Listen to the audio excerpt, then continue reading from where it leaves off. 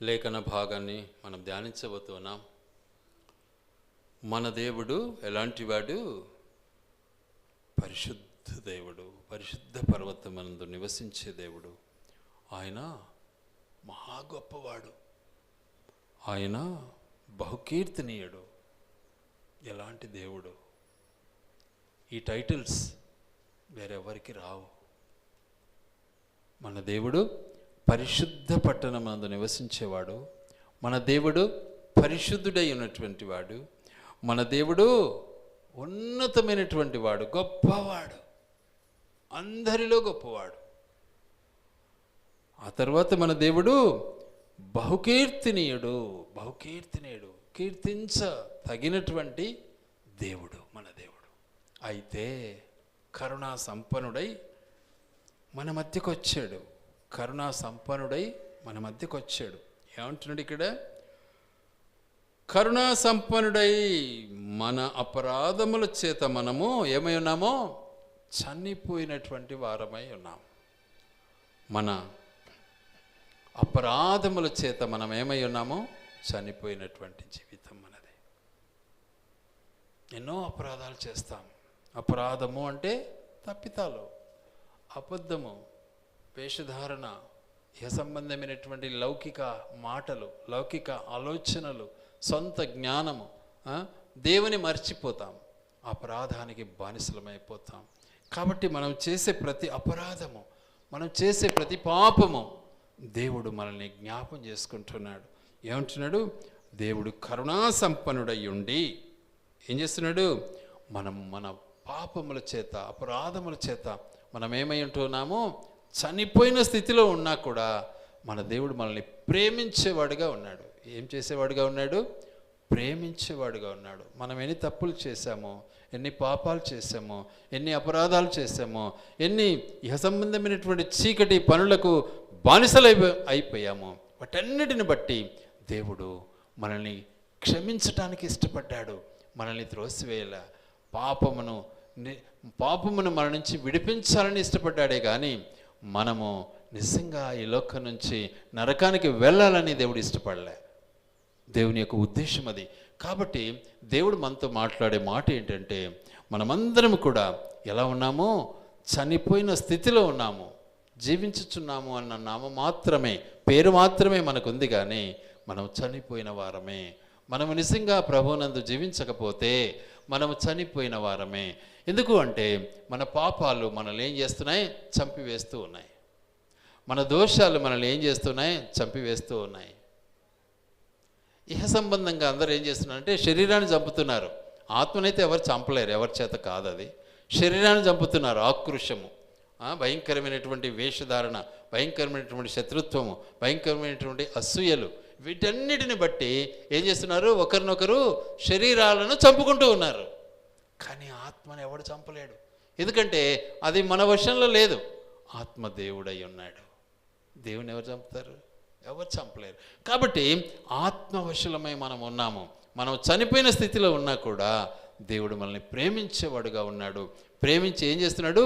తన కరుణా కటాక్షాన్ని మనపై అనుగ్రహిస్తూ ఉన్నాడు. వాటిని మనము అనుభవించటం ద్వారానే మనం ఈ లోకంలో జీవించగలుగుతూ ఉన్నాం. లేకపోతే ఎప్పుడో చనిపోయిండే వారం.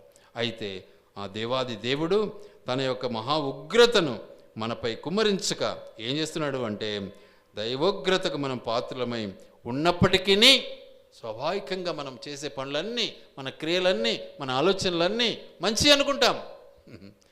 మనయే మంచి, కానీ దేవునికి మంచివి కాదు కదా. దేవుడు చెప్పింది చేస్తేనే దేవునికి మంచి. దేవుడు చెప్పింది చేయకుండా మన ఇష్టమైంది చేస్తే దేవునికి మంచిది కానే కాదు. అది సంగతి. అవతల నువ్వు దేవుని మాట వింటావా వినవా నీ ఇష్టం. వింటేనే నీకు రక్షణ, వింటేనే నీకు కాపుదల, వింటేనే నీవు సమాధానంగా ఉండగలవు. వినకపోతే పరిగెత్తూ ఉంటావు, హా హా హా హా అంటూ. అదొచ్చా ఇదొచ్చా, ఆ కష్టం ఈ కష్టం, ఆ నష్టం ఈ నష్టం, ఆ బాధ ఈ బాధ, రకరకాల బాధలకు బలైపోతూ ఉంటావు.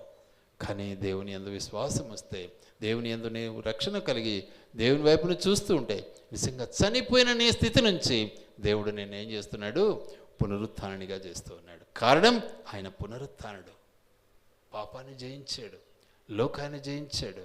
మరి ఆయన మన తండ్రి అయితే ఆయన బిడలంగా మనం జయించవలసినటువంటి వారమై ఉన్నాం. గనుక మన కొరకు ఏం చేశాడు? ఆయన తానే దిగి వచ్చాడు.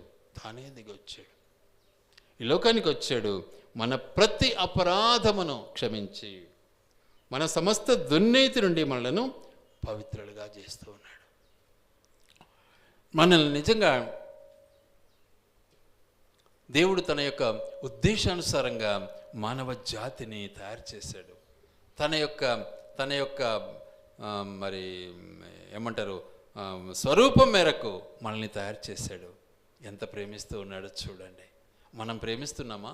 దేవుని కాదు, దేవుని తర్వాత చూద్దాం. ఎందుకంటే దేవుడు కనపడలే మనకు. కానీ ఎదుటి మనిషిని ప్రేమిస్తున్నామా? ఒకసారి ఆలోచించాలి. ఎంత ద్వేషం ఉంది మనలో. మాట్లాడుతూనే ఉంటాం కానీ లోపల ద్వేషం ఉంటుంది. మాట్లాడుతూనే ఉంటాం లోపల అసూయ ఉంటుంది. మాట్లాడుతూనే ఉంటాం లోపల ఈర్ష్య ఉంటుంది. మాట్లాడుతూనే ఉంటాం నవ్వుతూ, లోపల కపటం ఉంటుంది. ఎంత దారుణమైనటువంటి పరిస్థితి ఈరోజు మనుషులలో చూస్తే భయంకరం, భయం వేస్తుంది. ఎవరు దేవుని బిడ్డ అర్థమే కాదు అసలు. కాబట్టి ఆ భయంకరమైనటువంటి చీకటి కోణంలో నుంచి దేవుడు మనల్ని వెలికి తీయాలని ఇష్టపడిన మన దేవుడు ఏం చేశాడు? మన కొరకు ఈ లోకానికి అరుదించాడు. ఈ లోకానికి వచ్చి ఏం చేశాడు? ఆయన అద్భుత రీతిగా, ఆశ్చర్య రీతిగా. చూద్దాం ఒక మాట చూడండి దయచేసి. రోమాపత్రిక 5వ అధ్యాయం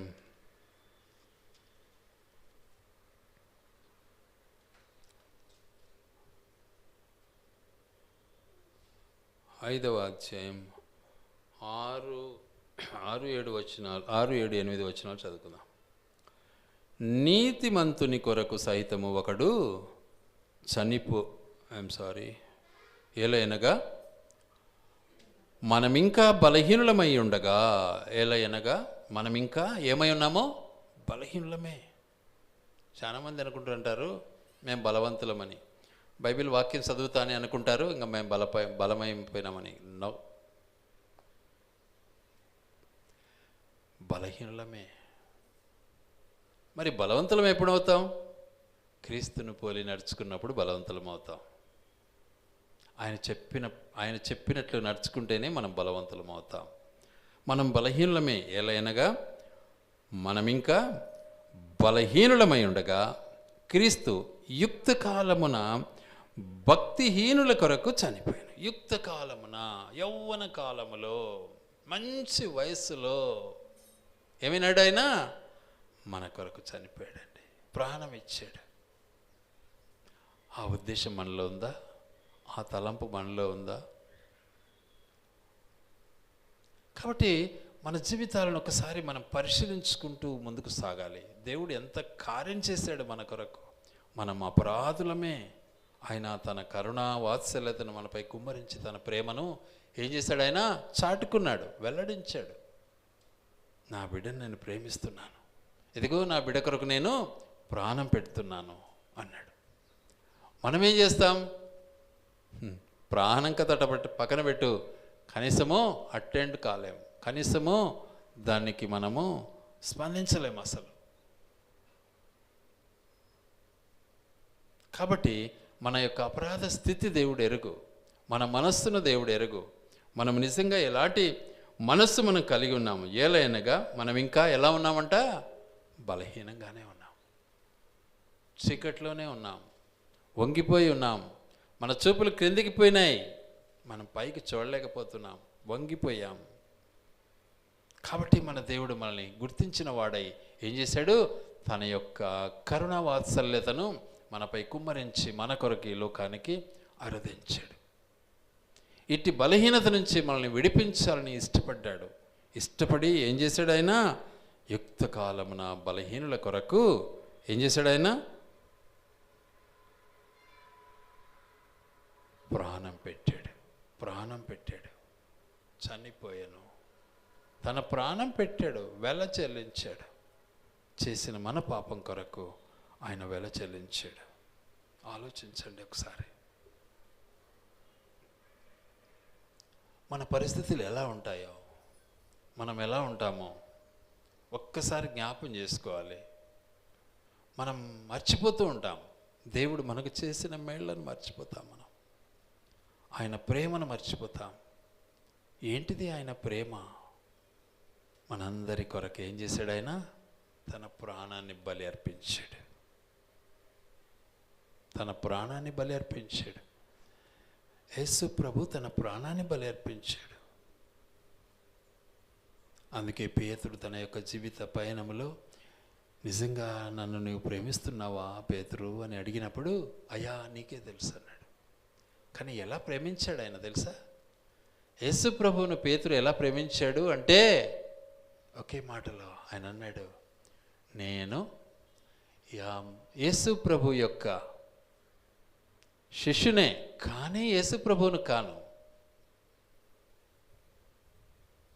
ఆ మహానుభావుడు, ఆ మహదైశ్వర్యం కలిగినటువంటి దేవుడు ఆయనను చక్కగా మీరు సిలువ వేశారయ్యా. నేనంతటి మహానుభావుని కాను. ఆయనతో సమతుల్యం నాకు లేదు. ఆయనతో సమభాగం నాకు లేదు. కాబట్టి నన్ను ఏం చేయాలి? తల క్రిందులుగా సిలువేయండి అన్నాడు. ఎంతగా తగ్గించుకున్నాడు. ఎంత దేవునికి తన ప్రాణం ఇచ్చాడు. ఎంత దేవుని ఎంతగా ప్రేమించాడు. దేవుడంటే ఎంత తన యొక్క హృదయంలో దాచుకున్నాడు. మన జీవితం అది కావాలి. అప్పుడే దేవుని బిడ్డలం మనం. కానీ దేవుడు మన కొరకు ఆ కార్యం చేశాడు, ఆ పని చేశాడు. ఆ కార్యం చేయటం వల్ల ఈరోజు మనం నిజంగా ఆయన రక్షణలో మనము కొనసాగటానికి దేవుడు మనకు ఏం చేశాడు? మార్గాన్ని సిద్ధపరిచాడు. నేనున్న చోటున నీవును ఉండులాగునా అంటాడు యోహాను సువార్త 14:1. ఏమంటాడు? నేనుండు చోటున నీవును ఉండులాగునా నేను మరలా వచ్చి నేను తీసుకుని వెళ్తాను అన్నాడు. ఎందుకు? ఆయనతో మనం సహవాసం కలిగి ఉండాలి. ఆయనతో సహవాసం కలిగి ఉండాలి అంటే ఇక్కడ మనం ఎంత సహవాసం కలిగి ఉన్నాం? ఇక్కడ మనం ఎలాంటి సహవాసంలో ఉన్నాం? విభజించే సహవాసంలో ఉన్నామా? లేక ఒక్కరినొకరు కలుసుకొని హత్తుకొని జీవించే సహవాసంలో ఉన్నామా? ఈరోజు ఆ సంఘం అంటానే మూతి ఇట్లా తిప్పుకుంటారు, ఈ సంఘం అంటానే మూతి ఇట్లా తిప్పుకుంటారు. ఏంటి మన సహవాసం? ఎంత బాధాకరం అనుకుంటే. వేరే సంఘం అంటానే అయిపోయా, మనది వెళ్ళిపోతుంది. మంది కాదు కదా, మన సంఘం కాదు కదా, సరే అంటారు. ఎంత దిగజారిపోయినటువంటి విశ్వాస జీవితం ఇది. ఆలోచించు. మనిషిని నువ్వు ప్రేమించకపోతే, మానవతను నువ్వు చాటకపోతే ఏంటి మన విశ్వాసం? కానీ మన దేవుడు అలా కాదు. నువ్వు హిందువో, నువ్వు ముస్లింవో, లేక నువ్వు క్రైస్తవునివో, లేక ఇంకా ఏ రకరకాల భిన్నమైనటువంటి పరిస్థితులలో ఉన్నావో, కానీ నేను నిన్ను ప్రేమిస్తున్నాను. ఎలా ప్రేమిస్తున్నాడు అంటే శాశ్వతమైన ప్రేమతో ప్రేమిస్తూ ఉన్నాడు. తన ప్రాణాన్ని ఇవ్వటంలో కూడా వెనకంజ వేయకుండా ప్రేమిస్తూ ఉన్నాడు. నువ్వు ప్రేమిస్తున్నావా? నీకు ఏదో కోరిక కోసం నువ్వు మా దేవుడు, మా యేసు ప్రభు అంటున్నావు. లేకపోతే ఏమంటావు? దూరంగా ఉంటావు. కష్టం వచ్చినప్పుడు దేవుడా అంటావు. సుఖంలో ఏమంటావు? ప్రార్థనతో ఏమవుతులే, అయిపోతే రేపు చేసుకుందాంలే అంటావు. చూడు ఎంత దౌర్భాగ్య పరిస్థితి మనది.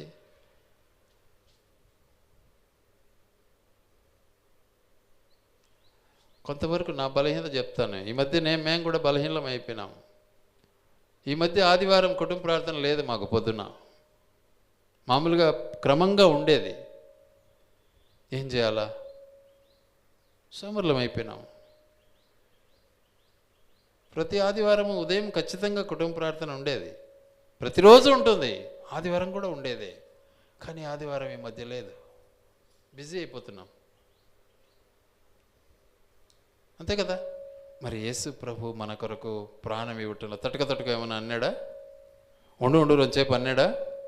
మరి ఆయన ప్రాణం ఇవ్వటంలో ఏమాత్రం కూడా వెనకంజ వేయలేదే. ఎలా మర్చిపోతాం మనం? నేనైతే బాధపడుతూ ఉంటా, ఈ చాలా టైం సెట్ కాలే, మర్చిపోతున్నాం. మిగతా రోజుల్లోనేమో చేస్తాం, ఆదివారం చేయం. ఎందుకు? ఆరాధన ఉంటుంది కదా, ఇంకేమవుతుంది అన్నట్టుగా ఉంటాం. కాదు, మన దినపాఠం మనం ఖచ్చితంగా ప్రతి ఆదివారం కానీ సోమవారం కానీ ఏ వారమైనా సరే మర్చిపోకుండా ఉండాలి. యేసు ప్రభు ఒక్కరోజు మర్చిపోయినా మనం ఏమైపోతామో ఆహుతి అయిపోతాం. కానీ ఏ గడియ కూడా మనల్ని మర్చిన దేవుడు కాడు. అంత శాశ్వతమైనటువంటి ప్రేమతో మనల్ని ప్రేమించాడు మన దేవుడు. అట్టి దేవుని మనం ఆరాధించాలి. ఎందుకు? ఆయన ఎలాంటి వాడు? ఆయన పరిశుద్ధుడు, పరిశుద్ధ పర్వతమందు నివసించేవాడు, ఆయన మహా గొప్ప దేవుడు, ఆయన బహుకీర్తినీయుడు. అలాంటి దేవుని మనము ఆరాధించాలి, స్తుతించాలి. అనుక్షణం అనుదినం సమయాన్ని వ్యర్థపరచకూడదు. కాబట్టి మన జీవితాలను ఒకసారి మనం జ్ఞాపం చేసుకుందాం. దేవుడు నేనెంతటి పాపినైనా సరే నన్ను ఏం చేస్తున్నాడు దేవుడు? చాలా స్పష్టంగా ఉంది. ఏమంటున్నాడు? మనము మన అపరాధము చేత చచ్చిన వారమై ఉండినప్పుడు సైతము మన ఎడల చూపిన తన మహా ప్రేమ, బాబా ఎంత ప్రేమ అండి! చూడండి, ప్రేమ చేత మనలను క్రీస్తుతో కూడా బ్రతికించను, మనలను క్రీస్తుతో కూడా బ్రతికించను. మనకు పునర్జన్మనిచ్చాడు, మనకు పునరుత్థానం ఇచ్చాడు, పాపపు జీవితం నుంచి నూతన జీవితం ఇచ్చాడు, పాత జీవితం నుంచి క్రొత్త జీవితాన్ని ఇచ్చాడు, చనిపోయిన స్థితి నుంచి బ్రతికే జీవితం ఇచ్చాడు మనకు. అట్టి ఆ దేవుని మనం ఎలా ఆరాధించాలి? ఒకసారి ఆలోచించుకో. నీ జీవితంలో అది ఉందా? ఆరాధించాలి. నీ జీవితంలో నిజంగా బ్రతికావా? ఆరాధించాలి.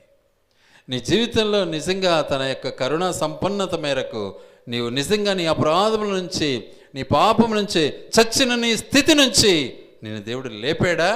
ఆరాధించాలి. నీకు రక్షణ ఇచ్చాడా? ఆరాధించాలి. నిన్ను ప్రేమించాడా? ఆరాధించాలి. ఎలా మర్చిపోతావు? పరిశుద్ధ గ్రంథము అని ఎందుకు అనబడింది అంటే, ఎవడు తప్పు చేసినా ఇందులో రాయబడింది, ఎవడు ఒప్పు చేసినా ఇందులో రాయబడింది.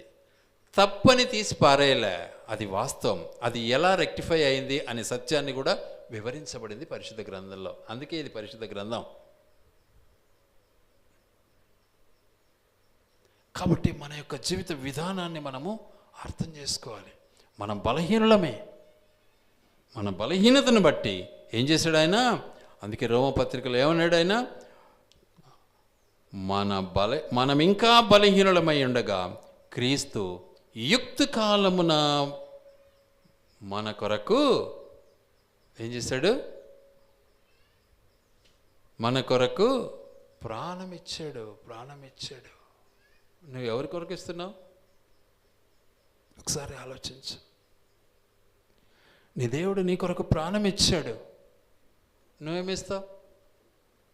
నమ్మేవా? అసలు కనీసం నీ కొరకు ప్రాణం ఇచ్చాడని కనీసం నమ్మేవా? ఆలోచించు. నమ్మితే ఆరాధించు. ఆరాధించటం అంటే ఇచ్చుట, దేవునికి ఇవ్వటం. ఏమిస్తాం? నీ హృదయాన్ని ఇవ్వాలి.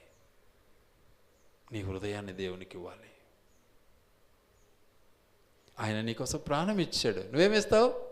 నీ యొక్క హృదయాన్ని దేవునికి ఇవ్వాలి. కాబట్టి నీ జీవితంలో ఈ మార్పు వచ్చిందా? ఒకసారి ఆలోచించుకో. ఎందుకంటే ఆయన ప్రేమామయుడు. 7వ వచనం, దేవుడు కార్యకార్యగు తన శక్తిని బట్టి నాకు అనుగ్రహించిన కృపావరము చొప్పున నేను ఆ సువార్తకు పరిచారకుడనైతిని.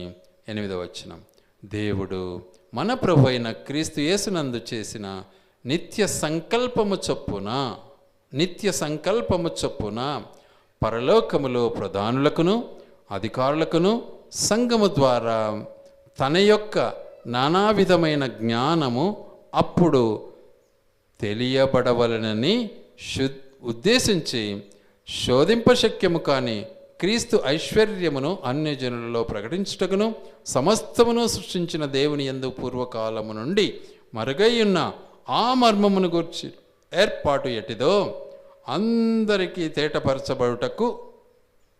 పరచుటకు పరిశుద్ధులందరిలో అత్యల్పుడనైన నాకు ఈ కృపను అనుగ్రహించను. ఈ కృప మనకిచ్చాడు. పరిశుద్ధుల్లో, అన్యుల్లో, ప్రతి ఒక్కరిలో మనము దేవుని నామాన్ని ఘనపరిచే వారంగా ఉండాలి. దేవుని నామాన్ని ఆరాధించే వారంగా ఉండాలి. కారణం, మనం బలహీనమై ఉండగా మన కొరకు ఆయన ఈ లోకానికి దిగి వచ్చాడు, పరిచారకుడు అయ్యాడు, మన కొరకు ప్రాణం ఇచ్చాడు, మన ప్రతి శోధన నుంచి మనల్ని తప్పించడానికి ఇష్టపడ్డాడు. ఆ తర్వాత ఏం చేస్తున్నాడు? సమస్తమును సృష్టించిన దేవుని యందు పూర్వకాలము నుండి మరుగయ్యున్న ఆ మర్మమును గుర్చిన ఏర్పాటు ఎట్టిదో అందరికీ తేటపరచబడుటకు. ఆ మర్మం ఏంటి? పునరుత్థాన జీవితం. ఆ మర్మం ఏంటి? పాపక్షమాపణ. ఆ మర్మం ఏమిటి? యేసుక్రీస్తు ప్రభు యొక్క నిజమైనటువంటి, స్వచ్ఛమైనటువంటి, పరిశుద్ధమైనటువంటి ప్రేమ. ఇవన్నీ దేవుడు మనకిస్తూ ఉన్నాడే. మరి వాటిని బట్టి మనం ఆరాధించొద్దా? వాటిని మనం అనుభవిస్తున్నామా లేదా? ఈరోజు సజీవంగా మనం ఉన్నాము అంటే ఆయన మహాకృప కదా ఇది. మనం సొంతంగా తయారై వచ్చినామా ఇక్కడికి? ఆయనే మనల్ని తయారు చేశాడు, ఆయనే మనకు ప్రాణం పోసాడు. నిజంగా ఆయనే మనం బ్రతికించాలని, మనల్ని పరలోకంలో చేర్చాలని మన కొరకు ప్రాణం ఇచ్చాడే. అట్టి ఆ దేవుని ఎలా మర్చిపోతావు? ఆలోచించండి ఒకసారి. కాబట్టి మనం ఆరాధించాలి. ఆయన మనల్ని ప్రేమించేవాడుగా ఉన్నాడు కాబట్టి అందుకే నిజంగా ఆయన మనకిచ్చినటువంటి గొప్ప ఆధిక్యతను మనము మర్చిపోకూడదు. ఎలాంటి తన ప్రేమ అంటే ఒకసారి జ్ఞాపం చేసుకుందాం. మార్కు సువార్త 10వ అధ్యాయం 21వ వచనం. యేసు అతనిని చూచి అతనిని ప్రేమించి. యేసు అతనిని చూచి ఏం చేశాడు? ముందు చూడడం ఇష్టపడ్డాడు. మనం ఇష్టపడతామా? చాలామంది ప్రయాణాలు చేసేటప్పుడు, చిన్న ఉదాహరణ చెప్తాను. బస్సులో కాస్త రోతగా వచ్చి కూర్చున్నారనుకో, ఏం చేస్తాను? ఇష్టపడతావా? ఆలోచించు ఒకసారి. ఎంత హేట్ చేస్తావు కదా, ఎంత మరి ఆ మనిషిని త్రోసేస్తావు ఒకసారి ఆలోచన. నీ మనసులో విధి లేక కూర్చుంటావేమో, మనస్పూర్వకంగా కూర్చోలేవు కదా, ఆలోచించు. కాబట్టి దేవుడు ఏమంటున్నాడు? ఆయన చూసి ముందు ఏం చేశాడు? ఆయన్ను బాగా చూశాడు. నువ్వు చూసావా? నిన్ను బాగా చూశాడు. చూసి మళ్ళీ ఏం చేశాడు? అతన్ని ఏం చేసినాడు? ప్రేమించాడు. ఎంత గొప్ప విషయం అండి. అతన్ని బాగా చూశాడు, ఆ తర్వాత అతన్ని ప్రేమించి, నీకొకటి కొదవగానున్నది, నీవు వెళ్ళి నీకు కలిగినది అన్నీయు. ఎవరిని ప్రేమించాడండి ఈయన? ఎవరైనా?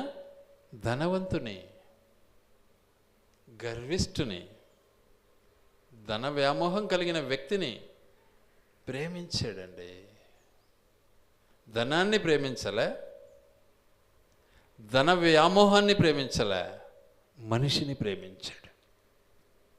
నువ్వు నేను కూడా అదే నేర్చుకోవాలి. ఈరోజు అందరూ ఈ సంఘం ఆ సంఘం అంటేనే ద్వేషిస్తూ ఉంటారే, ఇంక మిగతా వాళ్ళని ఆడ ప్రేమిస్తారు. మోసం కదా ఇది. ఆలోచించండి ఒకసారి. కాబట్టి మనం ప్రేమించటం అనేది దేవుడు మనకిచ్చినటువంటి అద్భుతమైనటువంటి ఆయుధం. ఆ ప్రేమను మనం సొంతం చేసుకోవాలి. అట్టి ప్రేమ యేసు ప్రభు మనకు కుమ్మరించాడు. ఎలా కుమ్మరించాడు అంటే ఆయన చాలా స్పష్టంగా మనతో మాట్లాడు. ఏం చేశాడు అంటే వాక్యానుసారంగా మనం గమనిస్తే చాలా క్లియర్గా అంటున్నాడు. ఏం చేశాడు మనకు? ఇప్పుడే మనం చదివాము ఆ మాటను. ఏమని చదివామంటే ఎఫెసీ పత్రికలో 2వ అధ్యాయం తర్వాత 4-5లో ఆయన కరుణా సంపన్నుడయ్యుండి మనము మన అపరాధముల చేత చచ్చిన వారమై ఉండినప్పుడు సహితము మన ఎడల చూపిన తన మహాప్రేమ. ఎంత భయంకరమైనటువంటి మనుషులమో మనం, అయినా కూడా తన ప్రేమను మన పట్ల చూపడానికి ఇష్టపడ్డాడు. ఎంతో జాలితో చూపించాడు, ఎంతో ప్రేమతో చూపించాడు, తన ప్రేమను చూపించాడు. చూపి ఏం చేశాడు? ఆయనతో కూడా మనల్ని బ్రతికించాలని ఇష్టపడ్డాడు. పాపము నుంచి విముక్తి చేయాలని ఇష్టపడ్డాడు. నాశనమై నశించిపోకూడదని ఇష్టపడ్డాడు. అగ్ని గుండంలో ఆహుతి కాకూడదని ఇష్టపడ్డాడు. పరలోక రాజ్యానికి మనల్ని తీసుకెళ్లాలని ఇష్టపడ్డాడు. అట్టి ఆ దేవుని నువ్వు ఆరాధించవా? ఆలోచించొకసారి.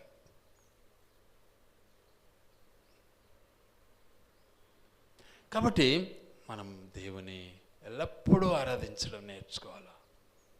ఎందుకు? ఆయన మనల్ని ప్రేమిస్తున్నాడు. మనం పాపులమైనా సరే, మనము నీచులమైనా సరే, మనము వ్యతిరేకులమైనా సరే, మనము ధన వ్యామోహం కలిగిన వారమైనా సరే, మనం ఏదో గొప్పవాళ్ళమని అనుకున్నప్పటికీ సరే మనల్ని ప్రేమిస్తున్నాడు. అట్టి ఆ దేవుని ఎల్లప్పుడూ మనం ఆరాధించడం నేర్చుకోవాలి. ఇక అక్కడి నుంచి ఇంకొక భాగానికి మనం వద్దాం. ఆలకించండి దయచేసి. మరి దేవుడి యొక్క ఉద్దేశం ఎలా ఉంటుంది? దేవుడు ఇంకేం చేశాడు మనకు? చిన్నగా చెప్తున్నానులేండి, పెద్దగా ఇబ్బంది పడకూడదు, సింపుల్గానే ఉండాలా. కాబట్టి ఆయన మనల్ని ప్రేమించాడు, కాబట్టి మనం ఆయన ఆరాధించాలి. జ్ఞాపకం పెట్టుకోండి, ఎంతగా ప్రేమించాడో అన్నీ చెప్పాను ఇప్పుడు నేను. ఇప్పుడు ఇంకొక మాటను మనం జ్ఞాపకం చేసుకోబోతున్నాం. చూద్దాం ఆ మాటను ఒకసారి. హెబ్రీ పత్రిక 2వ అధ్యాయం.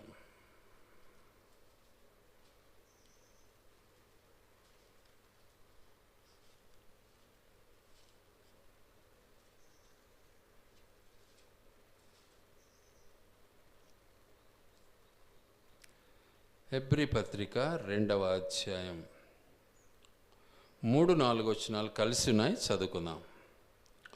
ఇంత గొప్ప రక్షణను మనము నిర్లక్ష్యము చేసిన ఎడల ఎలాగూ తప్పించుకుందాము? అట్టి రక్షణ ప్రభువు బోధించుట చేత ఆరంభమై దేవుడు తన చిత్తానుసారముగా సూచక క్రియల చేతను మహత్కార్యముల చేతను నానా విధములైన అద్భుతముల చేతను వివిధములైన పరిశుద్ధాత్మ వరములను మనకు అనుగ్రహించుట చేతను వారితో కూడా సాక్ష్యమిచ్చుచూ ఉండగా వినిన వారి చేత మనకు దృఢపరచబడెను, నిశ్చయత చేయబడెను. పర్మనెంట్ చేసేసాడు, ముద్రేశాడు, దాన్ని దృఢపరిచాడు. ఏంటిది? రక్షణ. రక్షణ. ఏం రక్షణ? నీ ఆత్మకు రక్షణ, నీ జీవానికి రక్షణ, నీవు పరలోక రాజ్యం కొరకు రక్షణ. ఈ లోకంలో నీవు రక్షింపబడి జీవించాలి. ఈ లోకంలో నీ రక్షణను నువ్వు చాటుకోవాలి.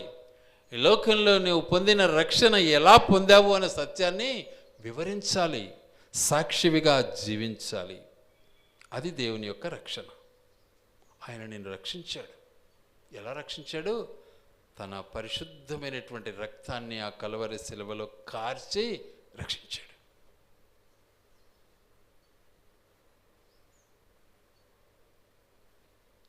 యేసుక్రీస్తు ప్రభుల వారు ఎప్పుడైతే ఆ కలువరి శిలువలో తన రక్తాన్ని చిందించాడో ఆ సమయంలో ఏమైంది?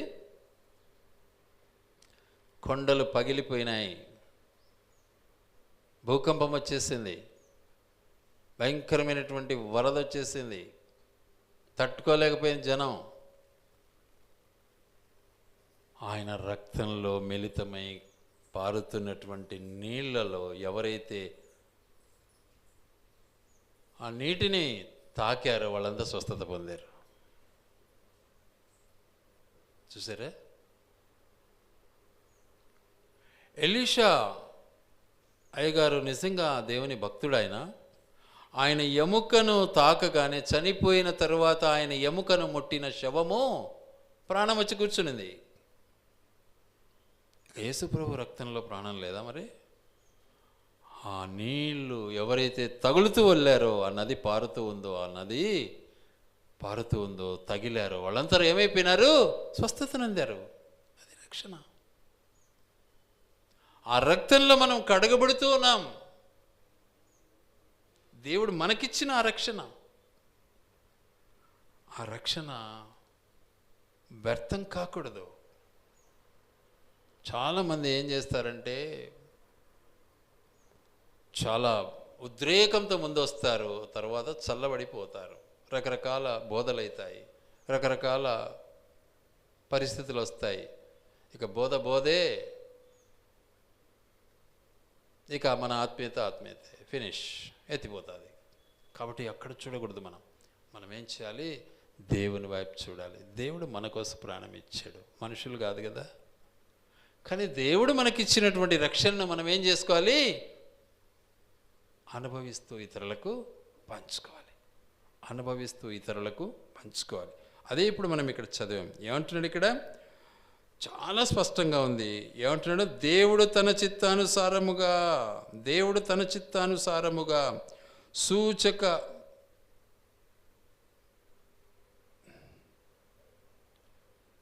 సూచక క్రియల చేతను, మహత్కార్యముల చేతను, నానా విధములైన అద్భుతముల చేతను, వివిధములైన పరిశుద్ధాత్మ వరములను మనకు అనుగ్రహించడానికి ఇష్టపడ్డాడు. నువ్వు ప్రార్థిస్తే ఆ వ్యక్తి బాగుపడతాడన్నటువంటి, నువ్వు ప్రార్థిస్తే ఆ వ్యక్తి మార్పు చెందుతాడని, నువ్వు ప్రార్థిస్తే రోగం బాగైతే, నువ్వు ప్రార్థిస్తే రకరకాల అద్భుతాలు, సూచక క్రియలు జరుగుతాయని దేవుడు మనకు అట్టి అద్భుతమైనటువంటి రక్షణ ఇచ్చాడు, అభిషేకాన్ని ఇచ్చాడు. ఎవరిస్తారు ఈ లోకంలో? మనకు ఉన్నారా అలాంటి వ్యక్తులు? ఎవరైనా? ఎవరు లేరు.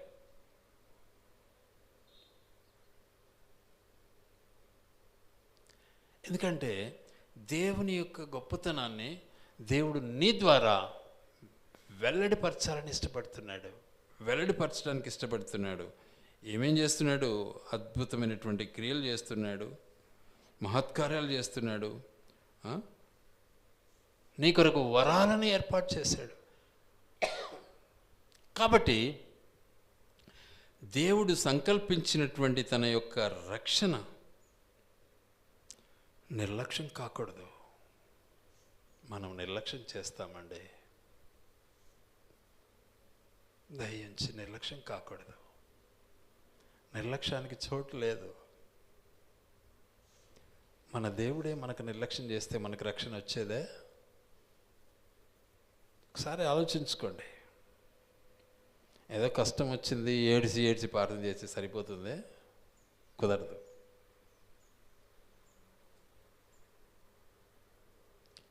ఎల్లప్పుడూ ఆయనతో మనము ఏమై ఉండాలి?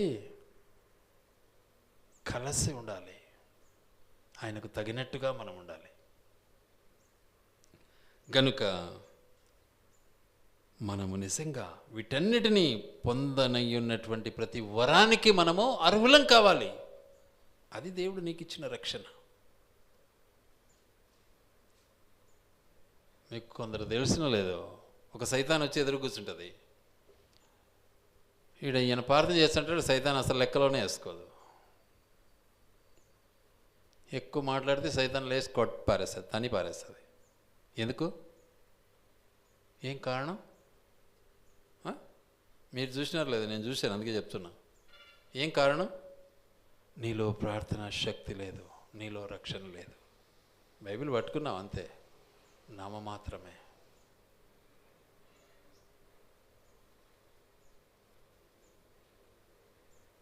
అసలు నీవు కదిలితే చాలు, సైతాను నీ దగ్గరికి రాలేదు. దేవుడిచ్చినటువంటి గొప్ప వరం అది మనకు.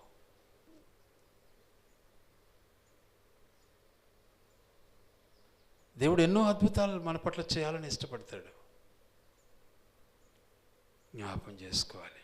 కాబట్టి అట్టి రక్షణ మనం అనుభవిస్తున్నామంటే దేవుని మనం ఆరాధించే వారంగా ఉండాలి, ఆయన ప్రేమించే వారంగా ఉండాలి, ఆరాధించే వారంగా. ఆయన ప్రేమను పంచుకున్నాడు, ఆయన రక్షణను మనకిచ్చాడు. ఆయన్ని ఆరాధించడం నేర్చుకోవాలి మనం. ఎక్కువగా నేను నేను అంటుంటారు చాలామంది. నేను చేసింటే, నేను ప్రార్థన చేస్తే అంటుంటారు. నేను ఏమైంది మరి అంటే అప్పుడు ఏమైంది పరిస్థితి? యేసయ్యను పక్కకు పెట్టేసినారు అంతే. యేసయ్య లేడక్కడ. కాదు, ఆయనను మనం గణపరచాలి. రక్షణ ఇచ్చింది యేసయ్య, ఆయనను మనం గణపరచాలి. ప్రేమ చూపించింది యేసయ్య, ఆయన మనం గణపరచాలి. ఆయన ప్రేమమయుడు, ఆయన రక్షకుడు. కాబట్టి ఆ రక్షణలో మనము కొనసాగుతూ ఉన్నాం. ఆ రక్షణలో మనము కొనసాగటంలో ఎన్నో అడ్డు ఆటంకాలు వస్తాయి. యేసయ్య మనతో ఉంటాడు. ఏమంటున్నాడు? అద్భుత కార్యాలు చేయడానికి ఇష్టపడుతున్నాడు, మహత్కార్యాలు చేయడానికి ఇష్టపడుతున్నాడు. అట్టి రక్షణ మనకిచ్చాడు దేవుడు. ఆయన్ని ఆరాధించాలి. జాగ్రత్త. ఇంకొక చిన్న మాట చెప్పి నేను ముగిస్తాను. ఇంకేమి ఇచ్చాడు మనకు దేవుడు అంటే, చాలా ఉన్నాయి ఆయన ఇచ్చినవి. అన్నీ చెప్తే మరి టైం సరిపోదు. కాబట్టి ఇంకొకటి ఇచ్చాడు మనకు దేవుడు. ఏంటిది అంటే, ఒకసారి మనం గమనిస్తే ఆయన మహాకృప మనకు అనుగ్రహించాడు. ఆయన మహాకృప. కృప అంటే మితిలేనిది, దాన్ని మనం ఊహించలేం. మనం చేసేది కాదు, మనం చేయలేనిది, మన చేతకాంది ఆయన చేస్తాడు, మన ద్వారా చేపిస్తాడు. అది కృప. చూడండి, అందుకే దావీదు మహారాజు కీర్తనకారుడు ఏమంటాడంటే 51వ కీర్తనలో, దేవా, మొదటి వచనం, దేవా నీ కృప చొప్పున నన్ను కరుణింపుము, నీ వాత్సల్య బాహుల్యము చొప్పున నా అతిక్రమములను తుడిచివేము. బా, చూసారా? ఎందుకంటే మనమైతే కడుక్కోలేము, మన చేత కాదు. మన పాపాలు కడుక్కోవడానికి మనకు శక్తి లేదు, ఆయన రక్తంలోనే కడగాలి. ఆయన అడుగుతున్నాడు దావీదు మహారాజు. ఏమని అడుగుతున్నాడు? నేను పాపంలో పుట్టినానయ్యా, పాపంలోనే నా తల్లి నన్ను గర్భము ధరించిందయ్యా. కాబట్టి నా అంతరంగంలో ఉన్నటువంటి పాపాన్ని తీసివేయి తండ్రి. ప్రభా, నీ సత్యాన్ని నింపు నాలో. తండ్రి, నీ యొక్క కృప చొప్పున నన్ను కరుణించు అని అడుగుతున్నాడు. ఎవరైనా? దావీదు మహారాజు. నీవు నేనెంత అసలు. ఈరోజు మానవుడు మనిషిగా ఎంచటంలే, కానీ మన దేవుడు మనల్ని మనిషిగా ఎంచాడు. అదే కృప. ఊహకందనిది. నేను ఇప్పుడే చెప్పా కదా, ఏ ఒక్కరితోనైనా మనం కలిసి మాట్లాడటంలో కానీ, వారి సంతోషంలో పాలు పొందటంలో కానీ ఏ తప్పు లేదు. బట్ దేవునికి విరుద్ధమైన ఆచారాలకు మనం బానిసలం కాకూడదు. కానీ ప్రభువు ప్రేమను పంచుకోవాలి. మానవత అది. చాలామంది అది ఇష్టపడక రకరకాల ట్విస్టులు పెడతారు అక్కడ. అది ఎంత మాత్రం మంచిది కాదు. మనిషిని ద్వేషించకూడదు. యేసు ప్రభు మనల్ని ద్వేషించాడా? మనం పాపులమే అని మనల్ని ఏమైనా ద్వేషించాడా? మనం నీచులమని యేసు ప్రభు ద్వేషించాడా? లేదే, మన కోసమే వచ్చానన్నాడు ఆయన. నేను వచ్చింది పాపుల కొరకేనన్నాడు.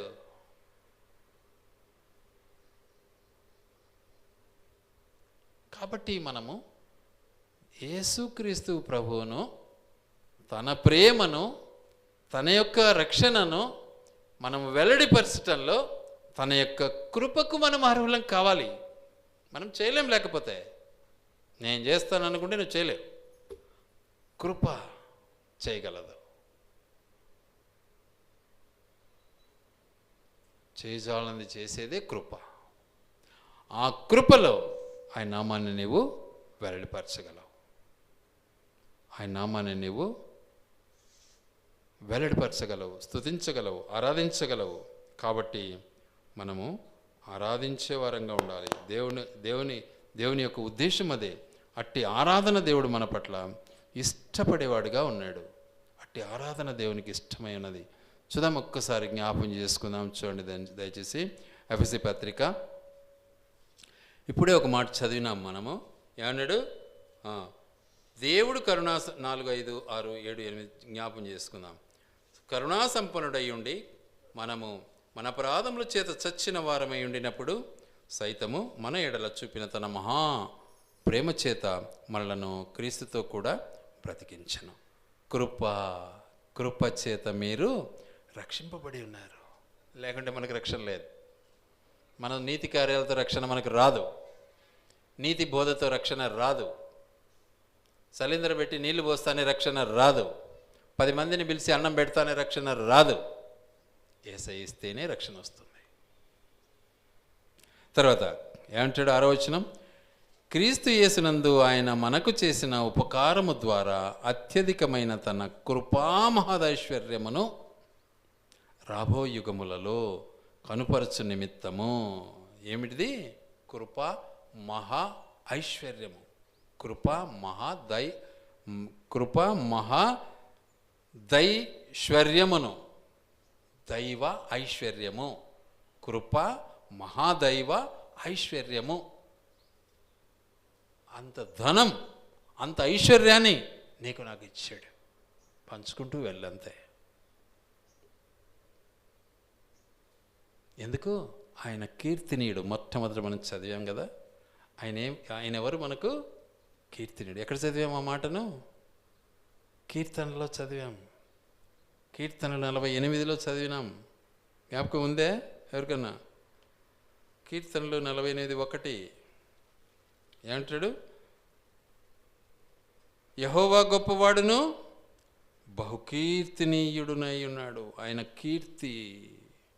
నీవు నిజంగా ఆయనలో ఉంటే, ఆయన ద్వారా, ఆయన యందు నీ కీర్తి ఏమవుతుంది? అద్భుతంగా వ్యాపించబడుతూ ఉంటుంది. ఈరోజు దైవ భక్తులు ఎంతోమంది ఈ లోకాన్ని విడిచిన తర్వాత వాళ్ళ కీర్తి ఆకాశం నడుతూ ఉంది. మీరు చూసారో లేదో, గమనించారో లేదో చూసుకోండి. ఇంకా నేను పేర్లు చెప్పనక్కర్లే మీకు మాటికి. దైవ భక్తి యొక్క ఉద్దేశం అది. నీవు పొందిన రక్షణ యొక్క ఉద్దేశం అది. నీవు పొందిన యేసుక్రీస్తు ప్రభుల వారి యొక్క ప్రేమ యొక్క ఉద్దేశం అది. దేవుని యొక్క మహదైశ్వర్యమును నీకు ఇవ్వడానికి ఇష్టపడ్డాడు కృపచేత. లేకుంటే నువ్వు అర్హుని కాదు. అట్టి ఆ మహాకృపను నీవు మర్చిపోకూడదు. ఆ మహాకృప నీ కొరకు దేవుడు సిద్ధం చేసి పెట్టాడు. అట్టి కృపను నీవు అనుభవించాలి. 7వ వచనం, క్రీస్తు యేసునందు మనలను ఆయనతో కూడా లేపి పరలోకమందు ఆయనతో కూడా కూర్చుండబెట్టెను. చూసారా? పరలోకమందు మనల్ని కూర్చుండబెట్టడానికి ఇష్టపడ్డాడు మన దేవుడు. మనమైతే అర్హులం కాదు అక్కడికి వెళ్ళడానికి. అనర్హులం. మనం అర్హులం కాదు, అనర్హులం. కాబట్టి కృప చేత మనము పరలోక రాజ్యానికి చేర్చబడుతూ ఉన్నాం. తర్వాత ఇంకేమంటున్నాడు? మీరు విశ్వాసం ద్వారా కృపచేతనే రక్షింపబడి ఉన్నారు. ఇది మీ వలన కలిగినది కాదు, దేవుని వరమే. చాలామంది గర్వపడతారు. నేను రక్షణ పొందినా, ఎందుకండి ఈ గర్వం ఎందుకు మనకు? దేవుడు మనకు రక్షణ ఇచ్చాడు అయ్యా. కాబట్టి మన యొక్క బ్రతుకును ఒకసారి పరిశీలించుకొని, దేవుడు మనకిచ్చిన రక్షణను బట్టి, ఆయన చూపిన మహాకృపను బట్టి మన కొరకు ఆయన ఏం చేశాడు? తన ప్రేమను వెళ్ళిపరిచాడు. ఎలాగా? తన ప్రాణమే ఇచ్చాడు. అట్టి త్యాగశీలిని మనం ఎల్లప్పుడూ కూడా ఏం చేయాలి? హృదయపూర్వకంగా ఆరాధించడం నేర్చుకోవాలి. నువ్వు ఆరాధించలేకపోతే ఆయన ప్రేమను అనుభవించలేదని అర్థం. నువ్వు ఆరాధించకపోతే ఆయన రక్షణను అనుభవించలేదని అర్థం. నువ్వు ఆరాధించకపోతే ఆయన కృప నీకు లేదు అని అర్థం. అది సంగతి. వాటిని నీ జీవితంలో నువ్వు మలుచుకొని ఏం చేయాలి? దేవుని ఆరాధించాలి. దేవుడి మాటలు ఆయన వెనుకిడిలో దీవించి ఆశీర్వదించునుగాక.